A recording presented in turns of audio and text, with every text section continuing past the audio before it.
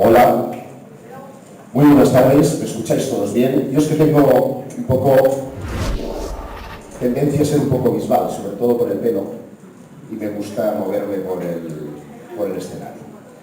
Gracias Irma, gracias Ángel, gracias a la Asociación Valenciana de Misterio por esta invitación. Gracias Próspera por obsequiarme con tu presencia hoy aquí. Yo pido un fuerte aplauso para la que ha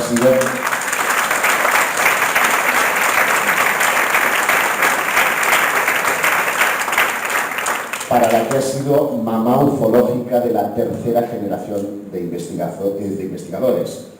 Desde Javier Sierra, que lo tenemos en los altares de los premios Planeta en la literatura, a Bruno, Manuel y servidor, que hemos sido representantes precisamente de esa etapa gloriosa de la ufología. Voy a hablar de ovnis en la antigüedad, pero primero quiero hacer una advertencia, y es que si ustedes pertenecen a la gran masa, si nunca han mirado al cielo y tampoco lo habéis hecho nunca hacia el interior, no sigáis mirando, porque esto desde luego no vais a entender nada. No sería yo si, a pesar de que he dicho que voy a hablar del pasado, no hiciera referencia a lo que hemos tenido oportunidad de vivir hace escasamente 48 horas. Porque os recordaré, parece que el mundo haya descubierto los ovnis hace 2 días, que todo el mundo habla de esa audiencia pública, de esa comparecencia que los legisladores estadounidenses han realizado para dar explicación de lo que hace 365 días recibieron como mandato de Joe Biden. Después de que el 25 de junio de 2021 llegara al Congreso un informe clasificado del que se extrajeron 14 páginas con el propósito de hacerlas públicas, supimos que entre 2004 y 2017 se habían producido 144 casos de objetos volantes no identificados, abro paréntesis, ahora ya los ovnis no existen, ahora les llaman UAP, y si antes los que estudiaban los OVNI eran ufólogos, ahora los que estudiamos los UAP somos guapos. Cierro paréntesis. De esos 145 casos, 144 eran inexplicados. Solo uno resultó ser un globo aerostático, un globo meteorológico. Maldabuenos. 144 casos inexplicados. Y claro, se nos ha dicho que esta audiencia es que ya no sé qué día digo, fue el martes, miércoles, estamos a sábado, es decir, de hace 72 horas, no se había producido desde hacía 50 años, para ser exactos, desde hacía 55 años. La audiencia pública sobre ovnis previa se había hecho en 1967, nací en ese año, y Gerald Ford, que llegó a ser presidente de los Estados Unidos, era uno de los que, como en este caso Ronald Moultrie, pues fue allí a hacer preguntas a la USAF, a la Fuerza Aérea Norteamericana. En aquel entonces comparecía Edward Condon, que nada tiene que ver con los preservativos. Se llamaba así, pobre hombre. Yo me imagino en el cole lo frustrado. Tú, Condon! Edward Condon. Y Edward Condon dijo 3 cosas. Que los ovnis no eran físicos, que los ovnis no constituían ningún peligro para la seguridad nacional y que investigar ovnis era perder el tiempo y el dinero. Las 3 conclusiones que en 2021 saca el grupo de trabajo de la UAP, se llama UAP Task Force, son que los ovnis son físicos, que constituyen un peligro para la seguridad nacional y que necesitamos pasta para desarrollar armas para desactivarlos. Espérate que me dé la vena. ¿Qué parte me he perdido de estos 55 años? Han cambiado literalmente, que me bajé. Que baje el sonido. ¿Qué parte me he perdido literalmente de todo ese periodo para que haya habido un cambio de 180 grados? 180 que van a ser 360, si no ya lo veréis tiempo al tiempo. Claro, surgen muchísimas preguntas. ¿Cómo hemos llegado hasta aquí? Se esperaban, o al menos los grupos ufológicos esperaban, que esto fuera una suerte de reconocimiento de la existencia de seres extraterrestres.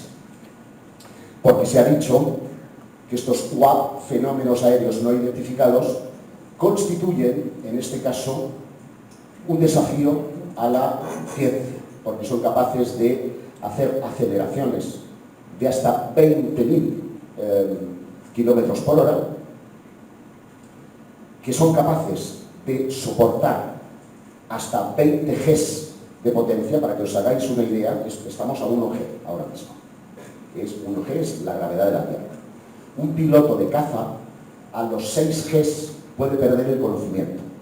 20 Gs, o eso no está tripulado, o realmente hay algo ahí que son superhombres o super extraterrestres, supermarcianos. Y que son capaces de acelerar y parar bruscamente o de mantener la misma trayectoria en el cielo que en el mar, objetos transmedia. La pregunta es obvia. ¿Hay alguna potencia en el mundo que tenga la capacidad tecnológica de llevar a cabo este tipo de maniobras? Y la respuesta es clara, no. Y esto os pone un desafío. Claro, inmediatamente dices, si no son los rusos, por razones obvias, si tuvieran un arma tecnológica tan desarrollada, no tendríamos 87 días de guerra. Con el tercer día hubieran arrasado. Y llevan 87 días de guerra. Si no son los rusos y los chinos, que son los otros adversarios, resulta que están igual de pringados que estos, buscando soluciones con una iniciativa similar para explicar esos drones, esos UAP, ¿qué demonios tenemos entre manos? Y ahí caben todas las posibilidades. Yo no tengo ninguna prueba definitiva que apunte a que los ovnis, que los UAP, sean naves interplanetarias tripuladas. Ninguna. Sí tengo el convencimiento, la creencia de que ellos existen, que nos visitaron, que es lo que voy a tratar de explicaros, que prometieron volver y que posiblemente, y esta es una opinión de verdad sincera, el fenómeno ovni actual no tenga nada que ver con aquellos dioses del pasado. Porque su forma de comportarse es radicalmente distinta. Entonces, bajaron para instruirnos, para civilizarnos, para que aprendiéramos a andar. Ahora juegan con nosotros al gato y al ratón. Y eso abre más interrogantes, porque si de verdad estuviéramos frente a una civilización extraterrestre, después de 70 años de fenómeno, porque todo esto empezó en 1947, es evidente que tendría que haber ocurrido alguna tentativa de comunicación más allá de esas visiones, a veces fugaces, que protagonizan aviadores, militares y público en general. Hay personas como Próspera que han tenido la suerte, la fortuna de ir más allá y por lo tanto de tener más certezas que cualquiera de los que nosotros estamos aquí, ¿no? Porque han tenido un contacto físico y extraordinario de conversación con los tripulantes de esos ovnis. Y eso sí parece remitirse a los ovnis, a los marcianillos, esto se me ha parado, de los que os voy a hablar. Mirad, termino el paréntesis de actualidad y nos vamos a la semi-actualidad. En 2018, la NASA, la Administración Nacional del Espacio, que dicho sea de paso, fue consultada también por esta comisión para saber si podía ser o no podía ser que los extraterrestres nos visitaran. En este proceeding de noviembre del 18 se puede leer en la página, en una de las páginas de este documento de 70, que contempla la posibilidad de que sondas extraterrestres, el documento les llama intrusos, no solo viajen a través de nuestro sistema solar, sino también que hayan aterrizado accidental o intencionadamente en uno o más planetas del sistema solar, de nuestro vecindario cósmico, pero bueno, nuestro sistema solar. Claro, esto, cuando yo lo leí dije, a ver si lo he traducido mal, ¿no? Y acudí a Google Translate para asegurarme de que esto era así. Y textualmente decía, debido a que los registros geológicos, paleontológicos y arqueológicos de la Tierra son incompletos, es posible que la Tierra misma albergue tales artefactos, aunque nuevamente esta idea a menudo se combina con la imaginación popular no científica e historias de ciencia ficción sobre visitas extraterrestres, y por eso hay que abordarlo con cuidado. Esto es una recomendación a científicos que estaban reunidos en Nevada, en esa reunión que tenía como propósito abordar las líneas de investigación futuras de cara al hallazgo de vida extraterrestre. Yo he pensado, siempre he pensado, que desde el año 47 hasta la actualidad hay una especie de plan, no sé si llamarlo cósmico, porque en realidad es muy terrestre, para determinar el momento en el que la humanidad está preparada para dar la gran noticia. Y desde hace 5 o 6 años que tuve oportunidad de conocer a una persona que es de esos lobbies que presionan al Congreso para llegar al momento actual en el que nos encontramos, vaticiné que en mayo de hace 2 años íbamos a tener una noticia importante, y así se produjo, que fue el principio de esa desclasificación. Y esa persona está convencida, se llama Stephen Bassett, por si queréis buscarlo en internet. Stephen Bassett me decía que existía un plan de mentalización de la humanidad para llegar a la gran noticia. Y si ustedes se fijan, hubo un cambio de discurso incluso dentro de los propios científicos. ¿Os acordáis de Stephen Hopkins, por ejemplo, ¿no? Stephen Hopkins pasó de ser un negador a ser un semicreyente y a terminar diciendo que él no mandaría señales al espacio tan gratuitamente a riesgo de que los vecinos cósmicos no tuvieran tan buenas intenciones como uno podría pensar, que pudiera ser una civilización depredadora y al final pudiera llegar a la Tierra a conquistarla, no hacer un intercambio magnífico. ¡Ay, qué buenos sois! ¿Por qué? Porque en la historia de los contactos de las civilizaciones, como veremos a continuación, lo que suele ocurrir es que la civilización más desarrollada tecnológicamente impone, aunque sea por la no violencia, sus capacidades, su modo de vida, sus creencias, su tecnología a la que está creciendo. Los humanos, nos cuesta todavía levantarnos, porque andamos a garrotazos y cometiendo errores uno detrás de otro. Pues imagínense, yo siempre digo, cuando veo estas reuniones de la Unión Europea para tratar los temas importantes, digo, joder, si los 12 vecinos de mi escalera se pelean como energúmenos por la derrama, imagínense ustedes cómo tiene que ser el Parlamento, que todo el mundo quiere lo que hay de lo mío, Entonces, eso es interminable. Entonces yo creo que existe un plan de mentalización para ir acercándonos. Esto se ha ido un poco la olla, creo, eso es. Nunca mejor dicho, se ha ido la olla. Esta olla guarda una clave extraterrestre. No lo digo yo, lo dice la NASA. Cuando yo descubrí este documento, también aluciné, porque hablaba de esta olla en los siguientes términos. Fascinado por... Bueno, lo he dicho que el documento anterior fue rescatado a través de una ley que a mí me encanta, que es la FOIA. Escuche bien, F-O-I-A, no piensen en guardias. Freedom for Information Act.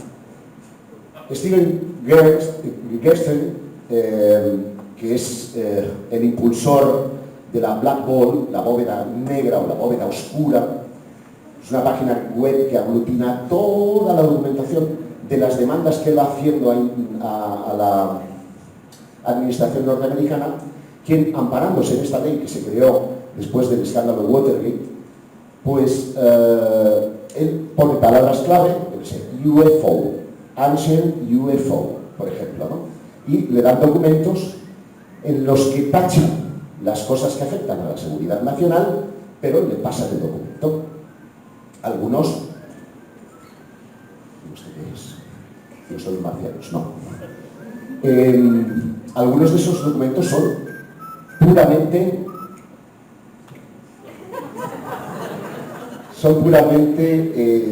folios tachados en negro, pero otros contienen información, como es el caso de esta olla, en el que dice que, fascinado por el arte, en una olla de Catal Huyuk de 7000 antes de Cristo, como esta olla de Calat Huyuk, ¿quién lo hizo? ¿Qué comunica? ¿Cuándo? ¿Y dónde se hizo? ¿Para qué propósitos especiales? Claro, yo digo, esto es súper porno, ¿no? De entrada porque el texto, que en inglés estará por ahí completo, efectivamente, situaba Catal Huyuk, pues en la India. Y yo digo, no, eso está en Turquía. Concretamente en la región de Anatolia. Y se pronuncia Shatal Huyuk.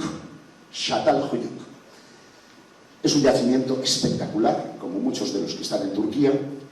Anatolia, por si alguien tiene oportunidad de visitarla, está literalmente horadada de ciudades que están a 15 metros de profundidad y que se extienden 15 pisos por debajo y que cubren hasta 20 y 30 kilómetros de territorio y que intercomunican túneles situados a 20 y 30 kilómetros. Es decir, y usted es ingeniero, señor Ruiz, tecnológicamente esto es un reto para una civilización del 7000 a.C. Ojo, 7000 a.C.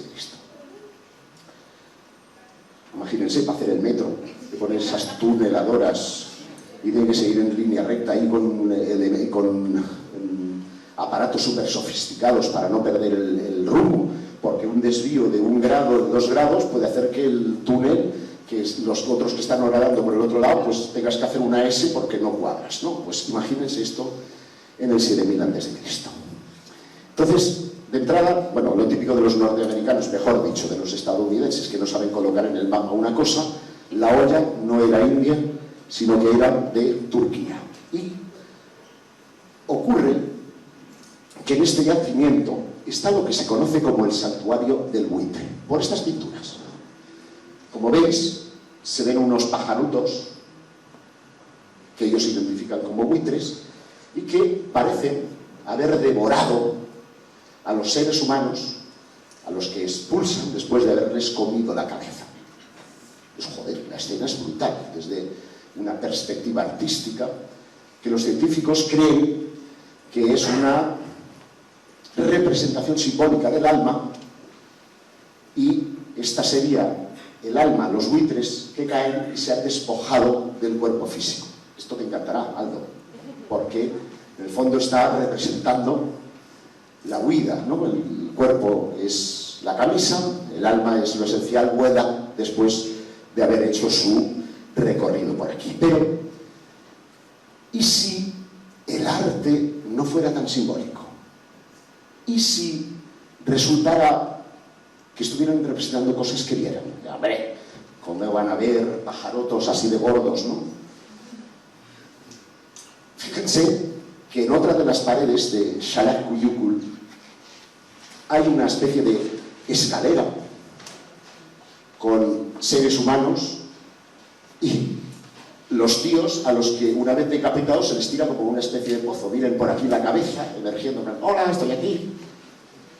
Y en esta otra representación, en la que vemos, esto es una gran espada que está como luchando contra los supuestos buitres. Y ahí vemos que, digo, y si resulta que no es tan figurativo, si resulta que quisieron representar de forma figurativa algo, pero estuviera realmente representando un combate en la antigüedad. Y resulta que en 1962, en la localidad de Bar, Francia, Bar, no del de beber, no tampoco el de ver el fútbol, sino una localidad francesa, un señor que andaba por la carretera de noche, solitaria, ve un objeto no identificado posado a escasos metros del campo, y los seres que descienden de él y que atraviesan la carretera tienen este aspecto. Pájaro que te pilla. Podría ser, por lo tanto, que se estuviera relacionando esos antiguos grabados con cosas, al menos con una parte de los mitos que tienen que ver con seres alados, estuvieran haciendo alusión no tanto a un mito, sino a cosas que veían. Mirad, uno de los yacimientos más espectaculares del mundo en estos momentos es Göbekli Tepe, también en Turquía. Se trata de templos circulares que tienen unas Ts, unas columnas en forma de T. Uno podría pensar que esto era para sujetar vigas, ¿verdad? No. Tampoco era para descarnar cuerpos. Se podría poner el cadáver aquí encima y que fueran los buitres quienes se los comían. No. No se han encontrado pruebas. Y sin embargo, sabemos que son templos, los primeros templos de la humanidad. Estos todavía nos retrotraen más en el tiempo. Hablamos del 12.500 a.C. ¿Vale? Perdón, 12.500 años, 10.500 a.C. y algunos hasta 12.000 años. Y es muy curioso porque algunas de estas columnas, cuando las miras de cerca, te das cuenta que están representando el torso de un ser. Aquí estáis viendo las manitas, el cinturón, las botas, pero no tienen cabeza. Ninguna de las columnas tiene cabeza. No sé si hay alguna otra más. No, pero vamos atrás. Ninguna de ellas tiene cabeza. ¿Y sabéis qué se encontró sepultado alrededor de esos templos? Única y exclusivamente cabezas. ¿Os acordáis del templo de los buitres? ¿Qué es lo que le faltaba a esos cuerpos? Cabezas. Esto se llama ufología comparada. Saquen ustedes sus propias conclusiones. Bueno, esto debería de haber sonado porque sale la musiquita de Indiana Jones. Tan, tan, tan, pero no ha sonado. No pasa nada. Es que siempre he deseado esto. Mirad, lo de la ufología comparada, hace mucho tiempo que lo practiqué. Fue 2008, Patricia, corrígeme, o antes, por ahí, ¿no? 2008. Viajamos a Nicaragua, al archipiélago de Solentiname. Fue una aventura brutal porque cuando aterrizas en esto, en una pista que está en medio de la selva. Tú realmente, el piloto me dio la ocasión de poder ver el aterrizaje desde ahí sentado. Tú estás viendo verde, verde, verde, verde, verde, verde, y de repente se abre una cosita en medio de la espesura y ahí aterrizas. Y bueno, la sacudida os la podéis imaginar, no es para ponerse los huevos de corbata. Iba a ver a este hombre que se llama Ernesto Cardenal, que los que ya peináis canas como yo recordaréis por ser aquel sacerdote que impulsó la contra sandinista, haciendo que todos los campesinos rezaran lo que llamaban la misa campesina. Bueno, montó un Cristo bastante apasionante. Y como esto tenía que ocurrir al día siguiente, pues nos fuimos a la isla de Mancarrón, dentro de ese archipiélago de Solentiname, porque yo había visto en un museo que se llama Museo Simi, una cosa que le llamaban la Cueva del Duende. Y esta es la Cueva del Duende, en Nicaragua, porque estas caritas que veis aquí, y esta más grande, se les consideraban ánimas que salían en forma de luz del lago y se perdían en la cueva, y había el ídolo más importante, que es el duende que da nombre a la cueva, sería este que estáis viendo aquí. Como veis, es un tipo con una panza como la mía, con una cola... Ah, no, como la mía no. Y con... Es que a mí me gusta ser muy de la broma, ¿eh? Y con 4 dedos y 3 dedos, una especie de circulito superior, y digo, hostia, esto yo lo he visto. Porque hacía pocas fechas habíamos estado contemplando el solsticio de primavera desde la Fresneda, en Teruel. Y este es el ídolo de la Fresneda, donde también tiene 4 dedos, 3 dedos, el circulito más superior. Se nota que el rabo español es menos que el latinoamericano. Ahí lo dejo. Pero las similitudes son notables. Y es curioso, porque un estudio antropológico demostró que así es como representaban el sistema solar nuestros antecesores. Estarían representando los planetas que ellos veían, los que formaban parte de las miradas sin telescopio: Venus, Marte, Mercurio, Venus, Marte, Júpiter, Saturno y Urano. Hasta ahí. Y esto era el Sol. Incluso aquí ellos dibujaban un río, ¿no?, que no está en el caso de la Fresneda. Y dije, demonios, qué forma tan curiosa que 2 pueblos alejados entre sí por un océano hayan decidido representar de una forma ideográfica las mismas cosas a un lado y al otro de 2 continentes. Porque no es aquello de, te mando un email, oye, para representar la luna ponle un círculo en la cabeza, mándalo. No. Colón descubrió América en 1492. Bueno, vale, los vikingos, todos menos ellos llegaron antes, pero no tan antes. ¿Cómo es posible que el pueblo náhuatl y los íberos de la península quisieran representar las mismas cosas? Está colgado. Claro. Fíjense en esto. Arriba estáis viendo inscripciones de lo que son conocidos como los ladrillos de Comacalco, en México. Y abajo, una escritura bereber. Hay muchas semejanzas. Demasiadas semejanzas. Que es que, ¿quién les enseñó a escribir? ¿Fue el mismo profe? Ya que hablábamos de los vikingos, en Escocia se encontró esta piedra que se llama la piedra Rehenes y que fue descubierta en las excavaciones del cementerio medieval de Ichmagnock. Perdonen por mi finés. He puesto este circulito en rojo porque quiero que vean que aquí hay una especie de bolsito, como de odre, ¿verdad? Un odre que yo me cansaré de ver en otras latitudes. Antes les mostré Gobekli Tepe. En esta cenefa tenemos de nuevo la misma representación. En esta representación del hombre pez de Caldea estamos viendo la misma representación. Hay más.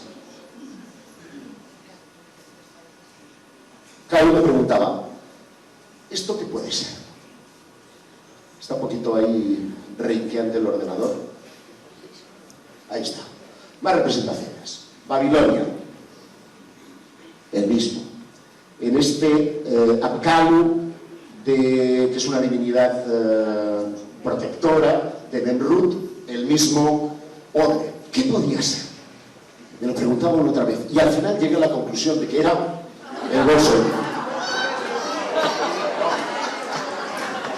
No, perdón. No era eso. México.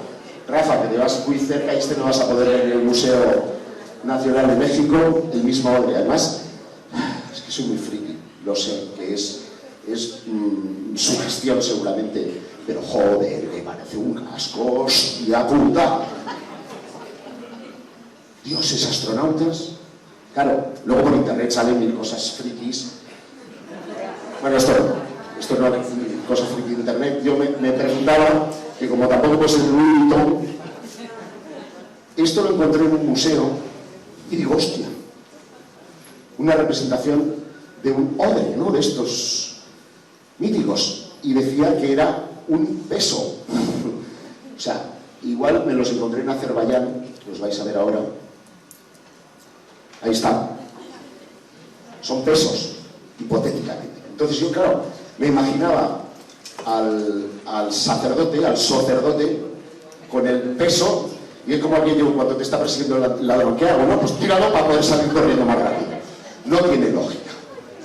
No tiene lógica. Es evidente que debía de representar alguna otra cosa de la que hemos perdido el registro, y de ahí que, ahora sí, por internet salgan 10.000 representaciones que tratan de vincular pues a los sistemas que los astronautas llevaban. Esto sí es una pareidolia. Porque ¿creéis realmente que los extraterrestres van a necesitar de cascos o de ir ataviados igual que los astronautas? ¿O es que ahora lo relacionamos porque así es como nosotros viajamos al espacio? Cualquier caso significa que tenemos un enigma. Y ese enigma también lo vamos a encontrar en otras latitudes. Nos vamos a Irlanda. Inma, tú me dices... ¿Dónde estás, Inma? Salud. Tú me dices cuánto tengo de tiempo. No, ya sé, tengo media hora más, como poco, pero es que estoy a un tercio, por eso lo digo, ¿eh? Bueno, si no, ustedes me callan y ya está. Un poquito de agua.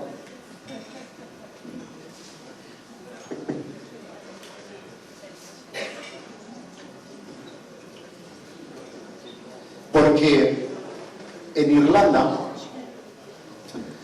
están estos túmulos que se conocen como Newgrange. Cualquiera que haya visitado Irlanda sabe que los días de luz solar son más bien escasos. Esto es como Galicia, pero exagerado. Llueve, o está gris. Pero el día que hacía sol, esta montañita tiene una de sus paredes, que es la que está orientada al este,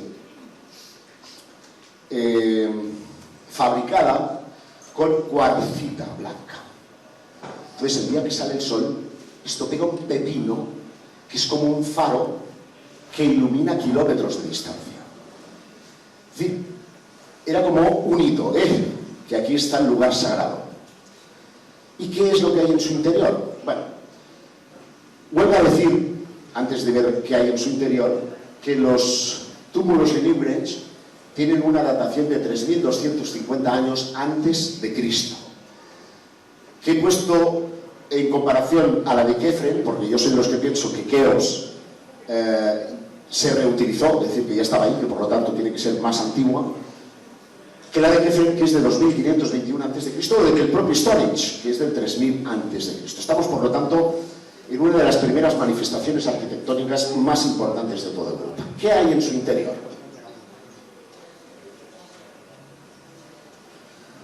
Bueno, pues antes de entrar a su interior, esto es como... Vamos a ver una serie de piedras gigantescas, piedras que pueden llegar a pesar 90, 100 toneladas, que están llevadas desde a tomar por culo. No podían ir a la cantera de al lado, no, vienen de 70, 80, 90 kilómetros, no había rueda, por lo tanto aquello era una cosa terrible, y llenas todas del mismo grabado. Espirales para este lado, espiral para este lado.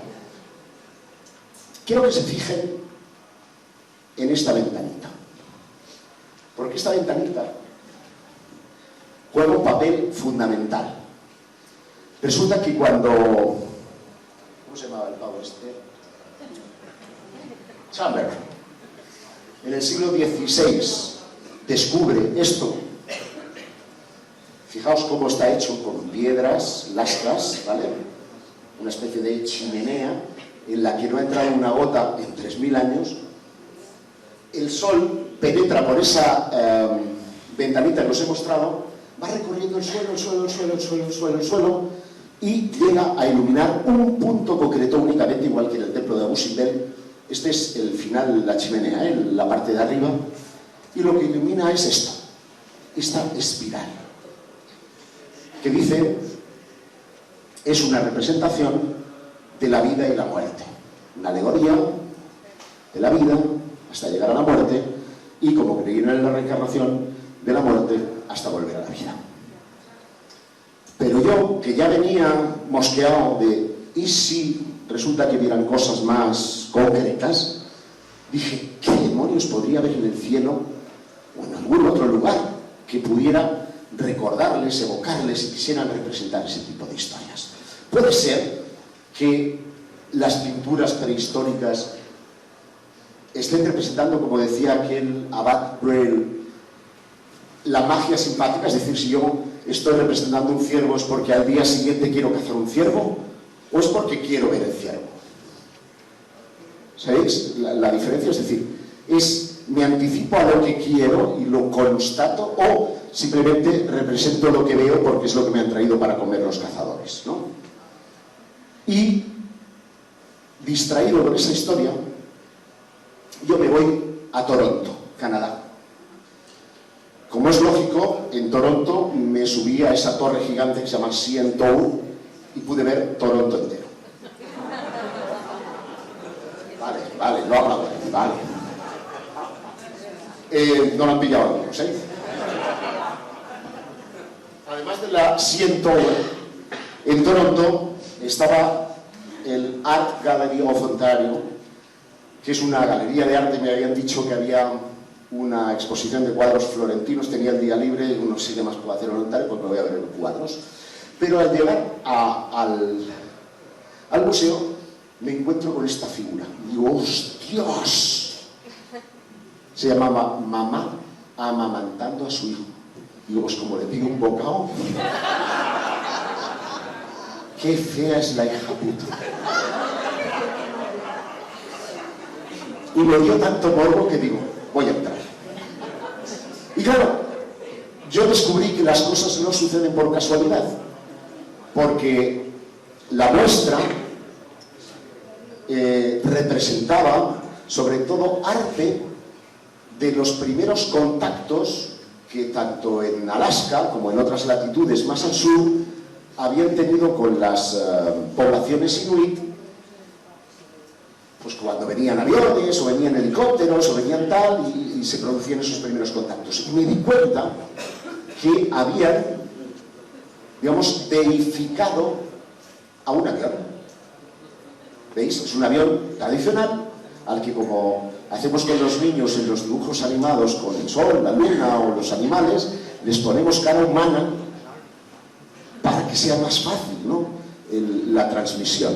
Y ellos se la habían puesto de Dios. Para ellos, aquellos que venían del cielo eran dioses. Y me trajo a la memoria el asunto de los cultos cargo.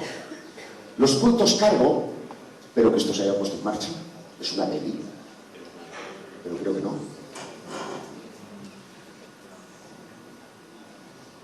Sí, no, ¿verdad?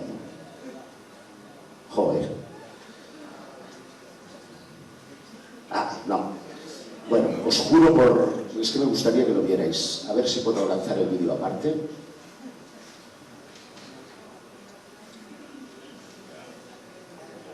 Vale. Tipo de archivo desconocido. Va a ser que no, os quedáis con las ganas. Pues es una putada. Bueno, os cuento. Espera, pongo...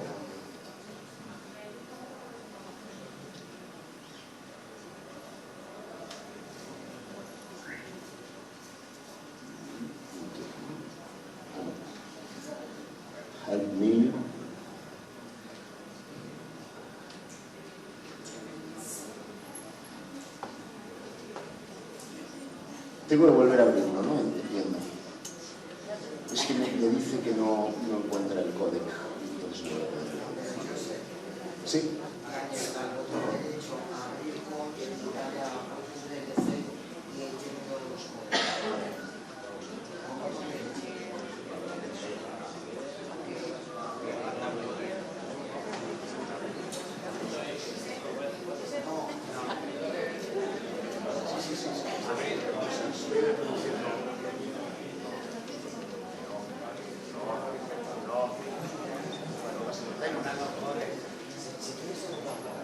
Da igual, no importa.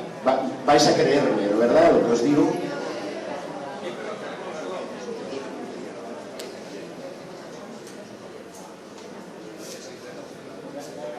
Es que estoy intentando buscar la presentación ahora aquí. Presente. Ahí estamos.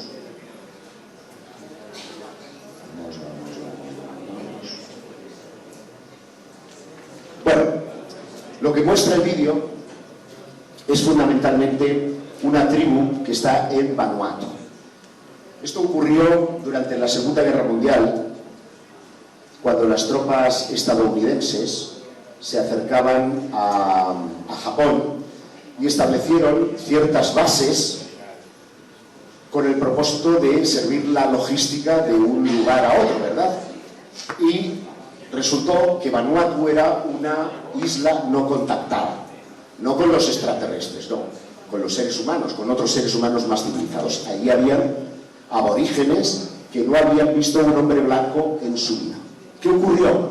Que de repente ven unos barcos a aparecer en la lejanía, como descienden otros barcos más pequeños que les llevan hasta allí, donde unos tíos uniformados llegan allí, suben una bandera, todas las mañanas a las 7 de la mañana están así haciendo el gilipollas. Y cuando ven a alguno de ellos, les decían, "Where are you from? Where are you from? Where are you from?" Y les iban dando tabaco, les iban dando chocolatinas.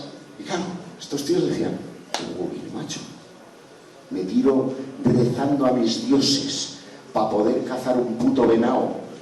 Y resulta que tardo 3 años, y vienen estos tíos y me dan chocolate, me dan tabaco." Empezaron a tatuarse, USA.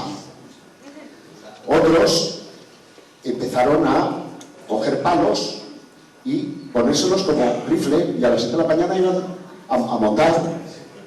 Claro, cuando aquellos tíos se fueron, porque ya no servía ese centro logístico, los aviones que tiraban el alimento, que ellos también recogían, ahí no caía nada más del cielo. Entonces mantenían limpias las pistas e incluso hacían aviones de paja, que es lo que muestra el vídeo, y se quedaban adorando así al cielo a que los You from, porque ellos pensaban que era, se llama el culto al Where you from, pero ellos le dicen You from, tenía que volver, ¿no? Y yo dije, ¿y si realmente, ahora vuelvo al punto en el que estábamos y soy capaz de encontrarlo, esto de los cultos cargo pudiera explicar ese comportamiento? Bueno,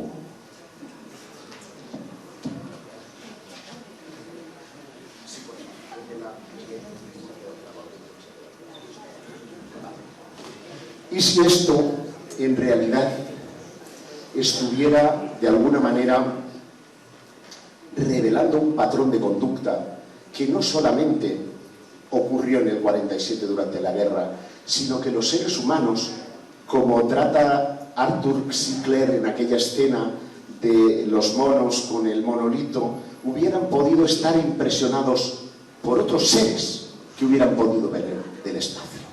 Fijaos que yo no os estoy dando ninguna prueba, simplemente indicios que una mente racional puede hilvanar para llegar a una determinada conclusión.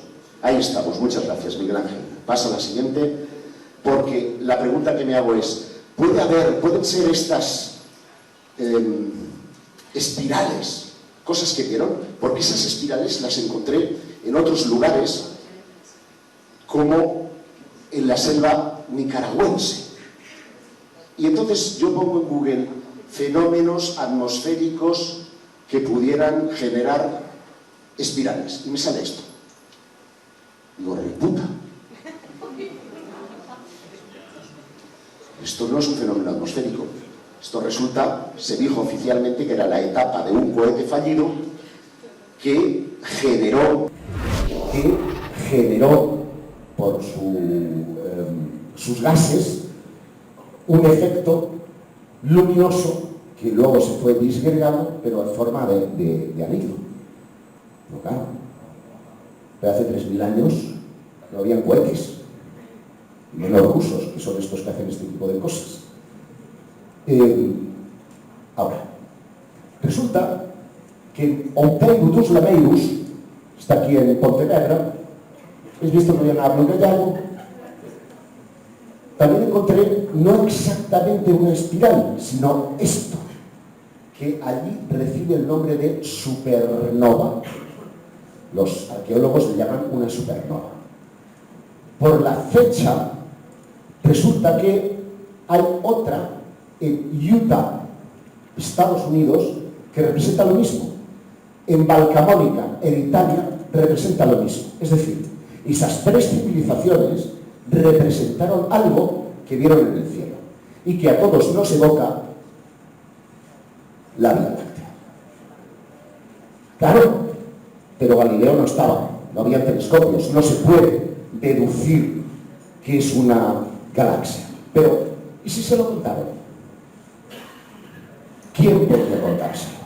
Pues los gigantes del Génesis, capítulo 6. Queridos hermanos, vamos a hacerlo más ameno, porque, espérate, creo que nos hemos dejado algo por el camino. Tiene que haber aquí. Pues no. Vale, pues no pasa nada. Hablo de los gigantes del Génesis. Resulta que el capítulo 6 del Génesis dice que os perdéis la parte sexual, chicas.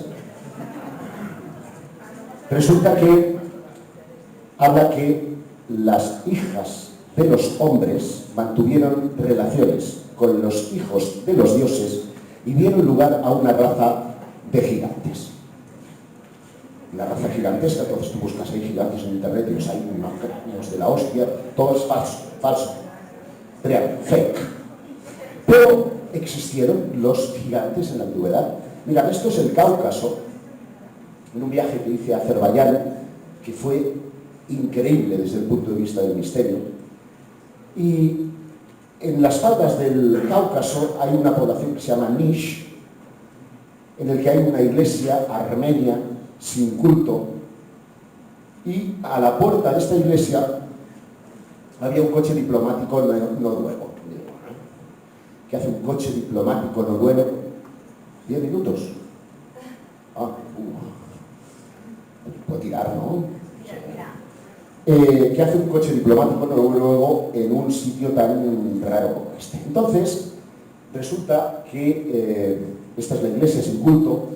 Había allí esta señora que se llama Ilham Hüseyinova, que además tenía aquí una camiseta Patty de Angel, era como una especie de señal, en el que vemos a Thor Heyerdahl y a uno de los diplomáticos noruegos, porque lo que encontró aquí Heyerdahl les llenó de estupor. Y es que debajo de esta cripta había un esqueleto de 2 metros 40 centímetros. Claro, para la media de aquel momento era 1,50, 2 metros 30, pues le llegas, bueno, por un sitio indescriptible. Y no es el único lugar, esta es la puerta del Danubio, también en Serbia. Y en Serbia hay un yacimiento que se llama Lepečki Vir, es este. Ahora ya es un complejo turístico, pero cuando yo fui todavía estaba en excavación. Y esto de aquí es mortero. El mortero que hacían los romanos en el siglo I, estos ya lo hacían 7.000 años antes de Cristo. 7.000 años antes de Cristo. ¿Y qué había de particular en este yacimiento? Bueno, como veis, llegué en plena excavación, estaban etiquetando, etcétera, etcétera. Pues este es un mapa del universo de esta civilización. Pasamos a la siguiente, vamos a ir a toda castaña, dejamos ahí. Otro esqueleto de 2,30 metros, que está al lado de una cabeza de Uro, vamos, una especie de toro. No se sabe si porque el Turo, si porque el Uro lo mató o porque el Uro pudiera ser o tener un significado totémico, pero en cualquier caso estaba ahí. Y además me llamó la atención que el otro enterramiento de gigante tenía esta posición, la postura del loto. Y de nuevo, miras que se me pone la... De nuevo hago las comparaciones, porque si tú te vas a México, tomad nota chicos que os vais ahora, nos vamos a México rápidamente, ya voy a toda la pastilla, porque estoy viendo que hay muchos frisos de la cultura maya que veréis que tienen posturas yógicas o mudras, que son posturas de las manos para mover energéticamente el organismo. Incluso hay un especialista, perdonad por mi chino, Xiao Pan Guan, que llegó a decir que habían las posiciones más importantes eran el Lalitasana o postura relajada llena de gracia. Esto me suena un poco al Ave María. Y mudras en gestos de manos y pies. ¿Y a qué no sabéis que encontré dentro del templo de Rosalila, que tuve oportunidad gracias a los arqueólogos americanos y al que fue guía del rey emérito, ahora impronunciable, ¿verdad?, en la época? Pues espirales. Es como si hubiera una especie de conocimiento madre del que han partido todos los demás y que curiosamente nos hablan de que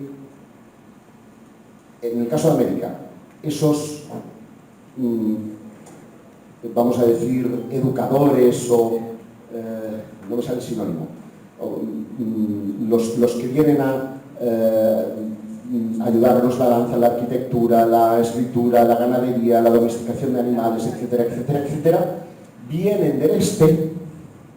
Y si tú estás en el continente europeo o africano, las leyendas hablan de que vienen del oeste. ¿Dejo ahí? ¿Qué hay en medio?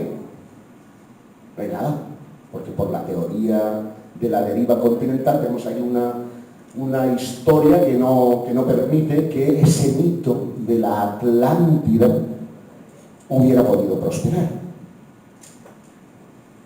5. Qué mala rima. Además, si tú en Copán, que esto está en Honduras, examinas digamos, esto es una especie de mesa, ¿no?, que está bordada por los 4 costados. Estamos viendo al rey conejo, que es al que le falta la cara, al lado de un tipo con forma de reptil. No es baladí el asunto después de los reptiloides, bla, bla, bla. Tiene una historia que ahora sería muy larga de contar, porque si nos vamos de nuevo al Museo Antropológico de México, vamos a encontrar a Quetzalcóatl, la serpiente emplumada, que muchas veces cuando abre sus fauces tiene a un señor dentro, y otras representaciones en las que parecen tener cascos, ¿no? Es más, hay algunas cosas que son tan llamativas como esta. Recordáis que siempre se nos ha dicho que cuando los españoles llegamos al nuevo continente se nos confundió con Quetzalcóatl, porque le describían con barba, le escribían con casco, con yelmo, y hostia, gafas.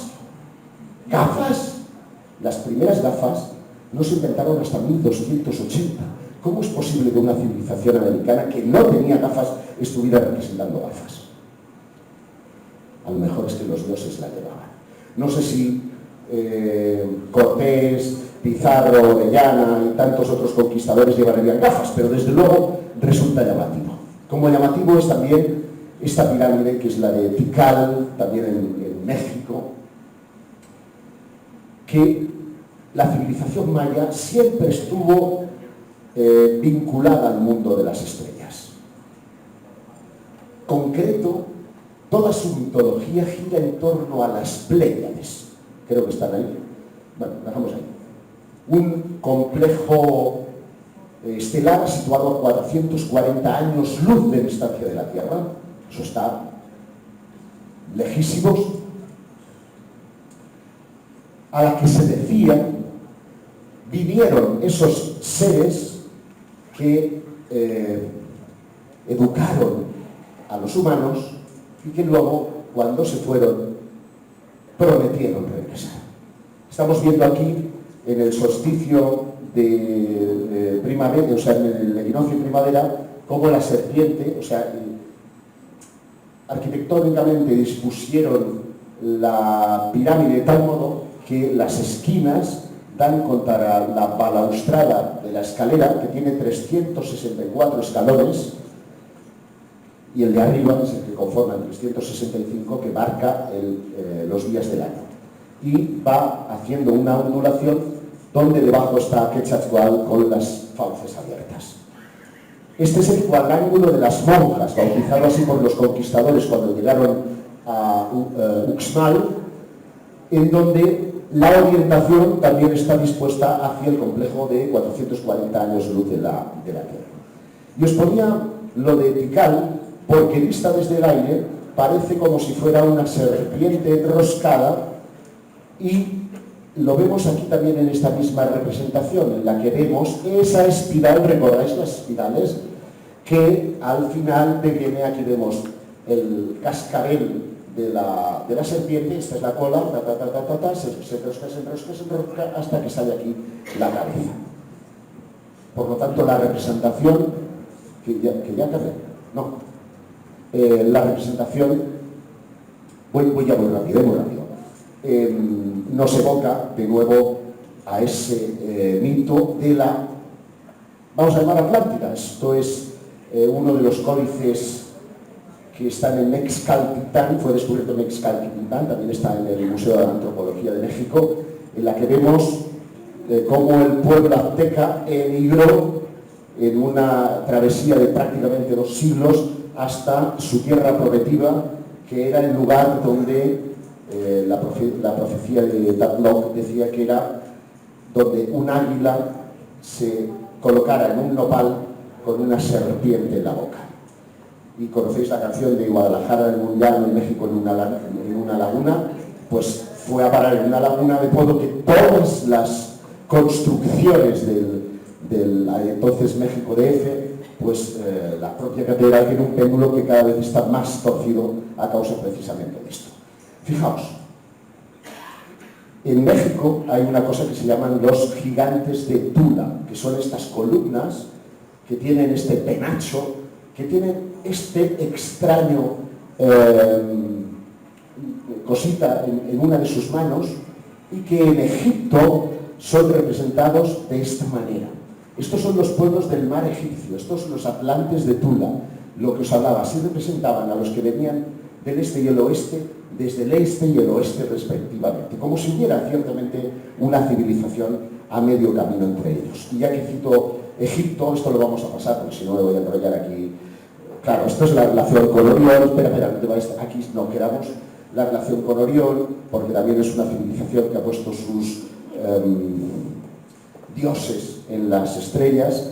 De hecho, cada faraón era metido en una pirámide con el propósito de convertirse en estrellas, de manera que las pirámides realmente son máquinas de la inmortalidad.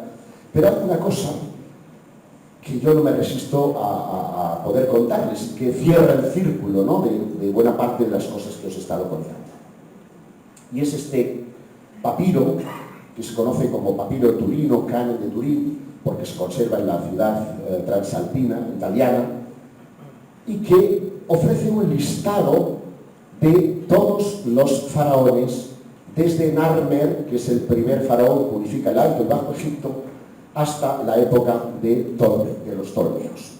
Es decir, que recoge prácticamente toda la historiografía. Curioso, porque los arqueólogos que han consultado otras fuentes y han encontrado, han hallado correspondencias, una por una fil per randa, que decimos en catalán y en valencià,